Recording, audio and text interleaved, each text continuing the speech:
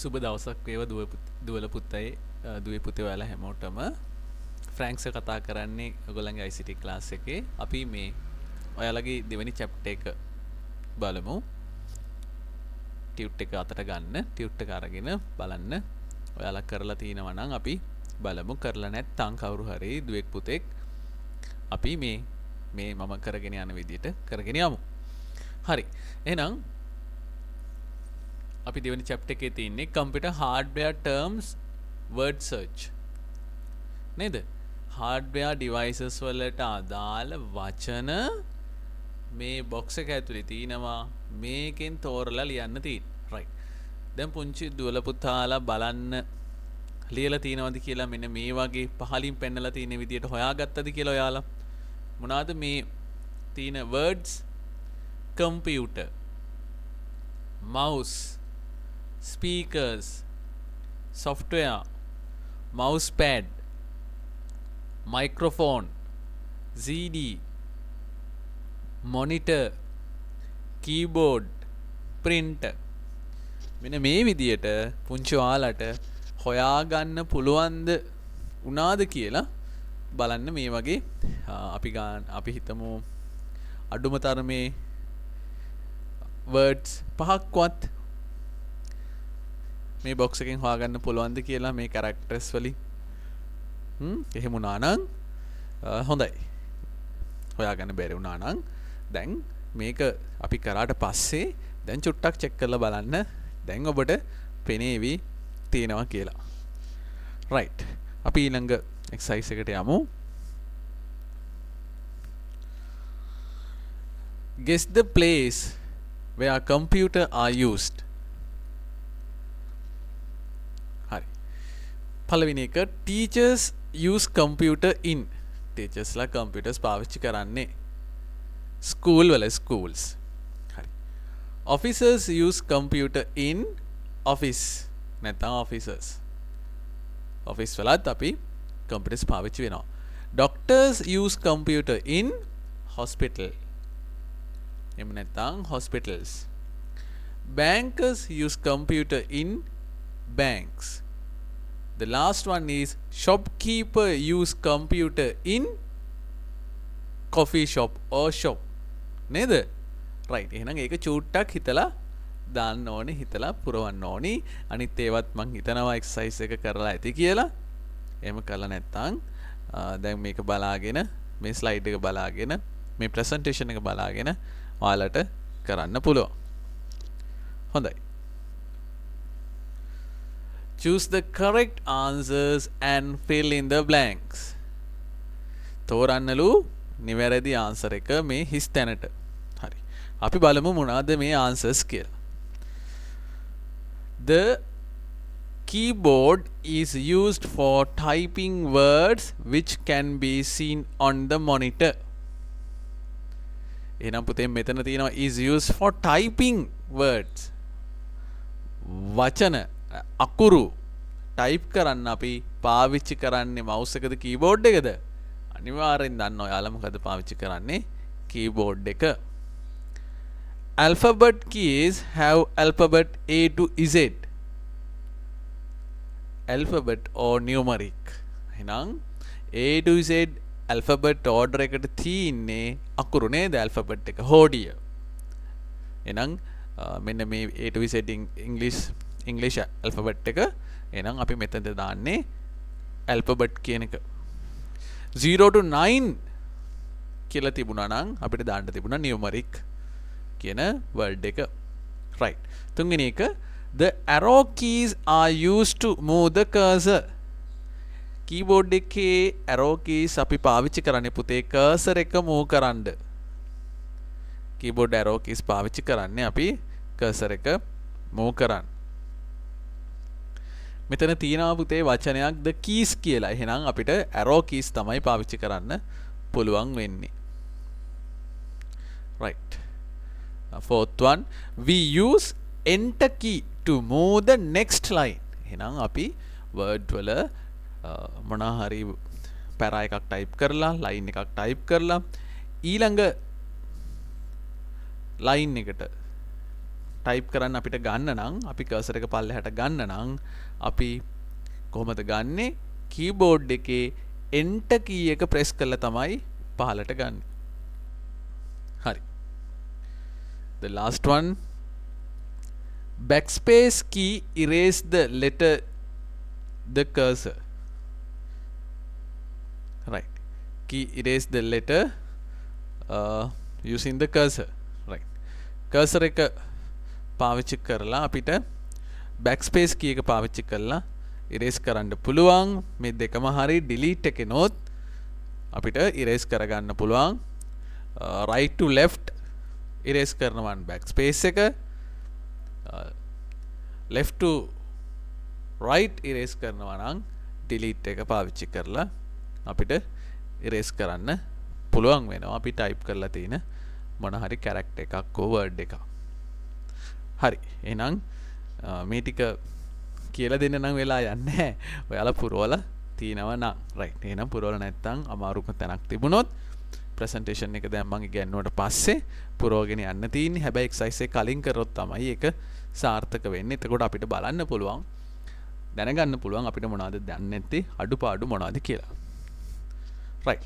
එහෙනම් මෙන්න මෙතන ඊළඟ exercise එකේදී තියෙන්නේ. දැන් පුතාලා ආවම අපිට මේවා practical කරලා බලන්න පුළුවන්. අපි ලබන මාසේ ක්ලාස් පටන් ගන්න බලාපොරොත්තු වෙමින් ඉන්නේ. හොඳයි. දැන් මෙතන මැද පින්තූරයක් තියෙනවා. ඒ පින්තූරේ ගොඩාක් දේවල් තියෙනවා නේද? වෙබ් කැමරා එකක් තියෙනවා, මොනිටර් එකක් තියෙනවා, ස්පීකර්ස් තියෙනවා, print එකක් තියෙනවා, ස්කෑන් එකක් තියෙනවා, DVD එකක් තියෙනවා, මයික්‍රොෆෝන් එකක්, පෙන් එකක්, හෙඩ්ෆෝන් එකක්, මේ විදිය පින්තූර ගොඩක් තියෙනවා. එහෙනම් අපි බලමු මේ පින්තූර වලට අදාළ වචනේ ඔයාලා ලියලා තියෙනවද කියලා. right. වම් පැත්තේ උඩින්ම තියෙන පුතේ වෙබ් කැමරා එක. එහෙනම් අපි එක සටහන් කරගන්න ඕනි වෙබ් කැමරා. නේද? මේ දවස්වල වෙබ් කැම් එක උමනා වෙනව නේද? ඔයාලා පාවිච්චි කරනවා ඇති Zoom එකට යන්න, Team එකට, මේ දේවල් වලට. right. ඊළඟට තියෙන්නේ mouse එක වම් පැත්තේ පහළ දෙවෙනියට තියෙන්නේ mouse එක. අපි මෙතන දාලා තියෙනවා mouse කියන වචනේ spellings. එහෙනම් දුවල පුතාලා ඒක spellings ලියලා සම්පූර්ණ කරගන්න. ඊළඟට අපි බලමු ඊළඟට පහළට එනකොට තියෙනවා P අකුරක් සටහන් කරලා print out ගන්න පාවිච්චි කරන device එක. මේක output device එක. right. ඊළඟට ඊට පහළින් තියෙන පුතේ FD කියලා flash drive එක, pen එක. මේක තමයි අපි data storage device එකක්. ඒ වගේම data save කරලා තියාගන්න පුළුවන්. right. storage device එකක් විදියට තමයි සලකන්නේ. ඊට අමතරව මේකට තව නමක් කියනවා solid state media කියලා කියනවා. ඝන තත්ත්වයේ උපාංග කියලා. pen drive, memory cards, micro SD, mini SD. ඒතර මේ දේවල් අයිති වෙන්නේ මේ solid state media වලට. right. ඊළඟට දෙවෙනි column එකේදී S අකුරෙන් තියෙන්නේ print එකද. print එකට මෙහා පැත්තෙන් තියෙන්නේ scan එක. මේක ඔයාලා ටිකක් අඩුවෙන් තමයි දකින්නේ. photocopy machine එක වගේ තමයි. අපි මොනවා හරි දෙයක් කම්පියුටර් ඇතුළට ගන්න ඕන නම් බාහිරින් අපි මේ ෆොටෝ එකක් මොනවා හරි අපි තුමු සල්ලි කියලා ඒ වගේ දෙයක් ස්කෑන් කරලා ගන්න පුළුවන්, ඉමේජ් එකක් ගන්න පුළුවන්. අපිට කැමති දෙයක් ස්කෑන් කරලා කම්පියුටර් ඇතුළට ගන්න පුළුවන්. මේක අපි සලකන්නේ input device එකක් විදියට. ඊට පහලින් තියෙන අපේ ජනප්‍රියම උපාංගයක් සින්දුවේ මහන්න ඔයාලා පාවිච්චි කරනවා ඇති නේද? social media වලදීත් ඊළඟට Zoom වගේ software වලදීත් මේක පාවිච්චි වෙනවා. headphone එක. headphone එක අපි කියන්නේ output device එකක් විදියට. අපිට headphone එකෙන් ඇහෙන්නේ headphone එකේ දෙපැත්තේ තියෙන පොඩි speakers දෙකක්. ඒකෙන් sound එක අපිට ඇහෙනවා. කියන්නේ computer එකෙන් sound එක එළියට එනවා. එහෙනම් මේක output device එකක් විදියට තමයි සලකන්නේ. right. එහෙනම් අපි බලමු දකුණු පැත්තේ කෙරවලම column එක ගැන. screen එක නේද? ඔය hina වෙන මූණක් තියෙනවා. අපි ඒකට කියනවා monitor එක. එහෙම නැත්නම් screen එක කියලා. ඊට පස්සේ ඊට පහලින් තියෙන්නේ අපි සින්දු අහන්න නේද? මොන හරි sound එකක් එළියට එන්න පාවිච්චි කරන output device එකක්. speaker එක. දැන් මොනිටර් එක පුතේ ඉන්පුට් ඩිවයිස් එකකුත් වෙනවා. අවුට්පුට් ඩිවයිස් එකක් වගේම ඉන්පුට් ඩිවයිස් එකක්. ඒ කියන්නේ දැන් අපි මොන හරි data එකක් කම්පියුටර් එකේ ටයිප් කරාම අපිට ඒක පේන්නේ මොනිටර් එකේ ස්ක්‍රීන් එකේ. එහෙනම් ඒ වෙලාවේදී ඒක ඉන්පුට් ඩිවයිස් එකක්. print out එකක් ගන්න කලින් ෆයිනලි මොකද්ද අපි print කරන්න කියලා බලන්නෙත් මොනිටර් එකෙන්. එහෙනම් ඒ අවස්ථාවේදී ඒක output device එකක්. input device එකක් වගේම output device එකකුත් වෙනවා මොනිටර් එක. එහෙම නැත්නම් screen එක. speaker එක output device එකක්. ඊළඟට තියෙනවා keyboard එක. නේද? ජනප්‍රියම input device එක keyboard එක. අපි characters computer එකට enter කරන්න තමයි keyboard එක පාවිච්චි කරන්නේ. ඊළඟට තියෙනවා disk එකක් නේද? DVD එකක් හරි CD එකක් හරි disk එකක් data store කරන්න තමයි disk පාවිච්චි කරන්නේ. compact disk කියලාත් කියනවා. වර්තමානයේ film songs එහෙමත් අපිට මේ DVDs වල නැත්නම් disk වල තමයි ගබඩා කරලා එන්නේ. ඉන් දකුණු පැත්තේ පහළින්ම තියෙන්නේ මයික්‍රොෆෝන් එක. මයික්‍රොෆෝන් එක කියලා කියන්නේ input device එකක්. අපි අපේ voice එක කම්පියුටර් එක ඇතුළට ගන්න පාවිච්චි කරන්නේ මයික්‍රොෆෝන් එක. ඉතින් ගොඩක් වැදගත් එක්සර්සයිස් එකක් තමයි මේක. ප්‍රැක්ටිකල් එකකුත් තියෙනවා මේකේ. අපි ප්‍රැක්ටිකල් පටන් ගත්තම කරමු. එතකන් ඔයාලා මේ එක්සර්සයිස් එක පුරව ගන්න. පුංචි ඔයාලට නැත්තම් අමතක වෙනවා අපි අර උගන්වපු දේවල්. හොඳයි. අපි ඊළඟ එක්සර්සයිස් එකට එමු.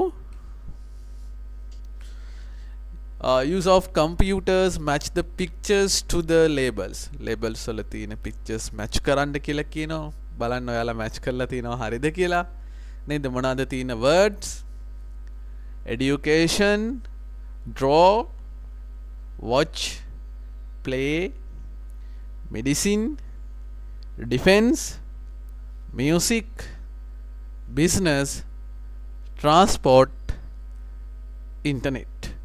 එහෙනම් මේ පින්තූර අතරින් වඩාත්ම ගැලපෙන පින්තූරය මොකක්ද කියලා තමයි අපිට යා කරන්න තියෙන්නේ. කනෙක්ට් කරන්න තියෙන්නේ. එහෙනම් වම් පැත්තේ උඩින්ම තියෙන්නේ ළමයි ටිකක් එකතු වෙලා මොන හරි දෙයක් ගැන අධ්‍යාපනයක් ලබනවා. education. නේද? ඊළඟට තියෙනවා පෙන්සිල් ටිකක් දීලා තිනවා අපිට ඒක පාවිච්චි කරලා චිත්‍රයක් අඳින්න පුළුවන්. මේ දකුණු පැත්තේ උඩින්ම තියෙන පින්තූරයක් ඇඳපු එකක්. ඊළඟට watch movie එකක් බලනවා වගේ පේනවා නේද? එහෙනම් එතන watch. play අපි games play කරන්න කැමතියි. මෙතන තියෙන පුංචි game එකක්. ඊළඟට medicine ඒ සඳහා පරීක්ෂණාගාරයක් තුල වෛද්‍යවරයෙක් ස්කෑන් කරනවා පේනවා රෝගියෙක්ව. එහෙනම් අපිට ඒක මෙඩිසින් විදියට සලකන්න පුළුවන්. ඩිෆෙන්ස් ෆෝසස් වල ඇඳුමක් පේනවා ඔබට නේද? එහෙනම් අපිට එකෙන් ඩිෆෙන්ස් කියලා අදහසක් ගන්න පුළුවන්. මිලිටරි අදහසක් ගන්න පුළුවන්. මිලිටරි අදහසක් නෙමෙයි මිලිටරි එකක වර්ක් කරන කෙනෙක් නේද? සෝල්ජර් කෙනෙක්ව තමයි අපිට පෙන්නලා තියෙන්නේ. මියුසික් listen to music නේද? සින්දු අහනවා. දකුණු පැත්තේ කෙරවල පහළින්ම තියෙන්නේ. ඊළඟට බිස්නස් මීටින් එකක් පේනවා. බිස්නස් මීටින් එකක්. ඒ වගේම ට්‍රාන්ස්පෝර්ට් පයිලට්ලා දෙන්නෙක් ඉන්නව නේද? අහසේ පියාසර කරනවා නේද? රයිට්. එතන අපිට සලකන්න පුළුවන් ට්‍රාන්ස්පෝර්ට් විදියට. ඊළඟට Google search engine එක තියෙනවා. ඒක දැක්ක ගමන් ඔයාලා දන්නවා මේ තියෙන්නේ ඉන්ටර්නෙට් ඇක්සස් කරන්න තමයි තියෙන්නේ කියලා. රයිට්. එහෙනම් මේකත් හොඳ එක්සර්සයිස් එකක්. ඉතින් අපි ඔයාලට අරන් එන්නේ මේ දේවල් පුංචි ඔයාලගේ දැනුම අලුත් කරගන්න සහ අමතක වෙලා තියෙනවා නම් මතක් කරගන්න අපි ලබන මාසෙදී කොහොම හරි ක්ලාස් ටික පටන් අරගෙන කරගෙන යන්න බලාපොරොත්තු තියෙන්නේ. හරි. එහෙනම් පුතේ ඊළඟ එක්සර්සයිස් එකට අපි යමු. මේ එක්සර්සයිස් එක චුට්ටක් අමාරුයි නේද? පුංචි ඔයාලා පුළුවන් වුණොත් කරන්න. ඒක නිසා මම මේක චුට්ටක් තියලා අපි ඊළඟ එකට යමු. Choose the correct words from the list below and write them under the correct picture. Listen නේද? right. පින්තූරි තියෙන 1 2 3 4 5 6 7 8 9 10 11 12 13 14 15 16. item 16ක් තියෙනවා. මේ item 16ට එන්නේ මොනවද කියලා අපිට ලේබල් කරන්න තියෙනවා. එහෙනම් වම් පැත්තේ අපි දාලා තිනවා item 16. බලන්න ඔයාලා කරලා තියෙන එක හරිද? මම කරලා තියෙන එක හරිද? මගේ එකේ වැරද්දක් තියෙනවද? ඊට අමතරව ඔයාලටත් මේ ගැන මොනවා හරි අදහසකුත් තියනවද කියලා අපි බලමු. right. එහෙනම් උඩින්ම තියෙන්නේ මොනවද පුතේ? දැන් වෙලා තින්නේ මෙතන තියෙන words වලින් අපිට ගන්න වෙන්නේ නේද? ඒකයි තියෙන ප්‍රශ්නේ. නේද? නැත්තම් අපි දන්නවා මේ අංක එකට දැක්ක ගමන් ඒක system unit එක කියලා. system unit එක ඇතුලේ තමයි power supply එක තියෙන්නේ. නමුත් ඉතින් අපිට මෙතන තියෙන words වලින් ගන්න අවශ්‍ය නිසා ගන්න වෙන නිසා දීලා තියෙන words වලින් ගොඩක්ම ගැලපෙන එක තමයි පාවිච්චි කරන්න කියන්නේ. එහෙනම් අපි මෙතනදී ගන්න වෙන්නේ power supply. power supply එක. ඊළඟට දෙවෙනි එකට තියෙන පුතේ hard disk එක. කම්පියුටර් එකේ තියෙන operating system එක ඇතුළු සියලුම software install කරලා තියෙන්නේ. නැත්නම් store කරලා තියෙන්නේ. එහෙම නැත්නම් ගබඩා කරලා තියෙන්නේ මෙන්න මේ hard drive එක තුල, hard disk එක තුල. අංක 3 තියෙන්නේ headphone එක. අපි දන්නවා headphone එක අපි පාවිච්චි කරන්නේ ඇයි කියලා නේද? listen to music. ඊළඟට ඒකට mic එක connect කරලා තිනවා. record the voice නේද? හරි. ඊළඟට 4 වෙනි item එකේ තියෙන scan එක අර මං කලිනුත් කිව්වා input device එක. ඒ වගේම අපි මොන හරි document එකක් අපිට අවශ්‍ය දෙයක් scan කරන්න තමයි scanner එක පාවිච්චි කරන්නේ. පස්වෙනි අවස්ථාවේදී තියෙන keyboard එක input device එකක්, characters words අපි input කරන්න පාවිච්චි කරන්නේ keyboard එක. 6 වෙනි අවස්ථාවේදී තියෙන්නේ flash drive එක, අපි කියව storage device එකක්, pen drive එක, data transport කරද්දී solid state media එකක් විදියට වැඩ කරනවා මේ pen drive එක. 7 වෙනි එක microphone එක, mic එක මම දැන් ඔයාලට මේ උගන්වන presentation එක record කරන්නත් පාවිච්චි කරලා තියෙන්නේ mic එකක්. මේක input device එකක්. 8 අටට එන්න ඕනි මොකක්ද? 8ට එන්න ඕන පුතේ UPS කියන එක. computer case නෙමෙයි ඒක UPS. right. UPS එක නේද? UPS එක තමයි එතනට අදාළ උත්තරේ වෙන්නේ. right. ඒක නිසා මේ දෙක අපි චුට්ටක් හදාගමු. වැරද්දක් තියෙනවා මේකේ. 8 වෙනි එකට එන එකට අපිට ආසන්නම එක තමයි UPS. හරි වචනේ දාන්න ඕනේ. UPS එක පාවිච්චි කරන්නේ power supply එකකට. එහෙනම් අපි මෙතනදී අපි හදාගමු මේ වැරද්ද. 8 අවස්ථාවට එන්න ඕනි UPS එහෙම නැත්නම් power supply.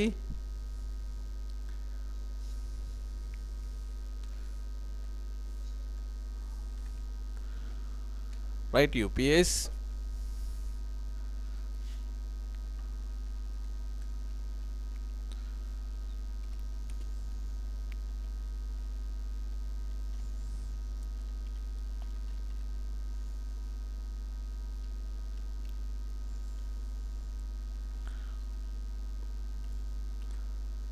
right. එහෙනම් අපි මේ උඩම තියෙන එකට අපිට හරි වචනේ පෙන්නලා දීලා තියෙනවා. මොකද්ද? අපි ඒකට දෙමු computer case.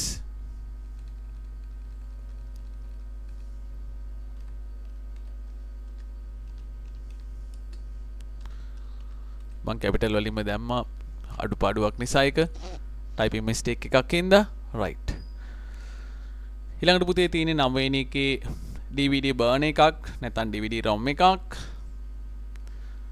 ඊළඟට 10 තියෙන්නේ mouse එක, 11 print එක, output device එකක්, 12 webcam එක, input device එකක්, input, 13 speakers, output device එකක්, 14 cables.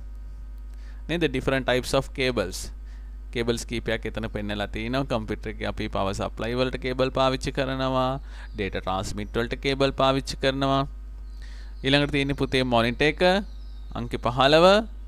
monitor එක අපි ගන්න input device එකක්, ඒ වගේම output device එකක්. 16 අපිට පෙන්නලා තියෙන්නේ DVD එකක්. හොඳයි.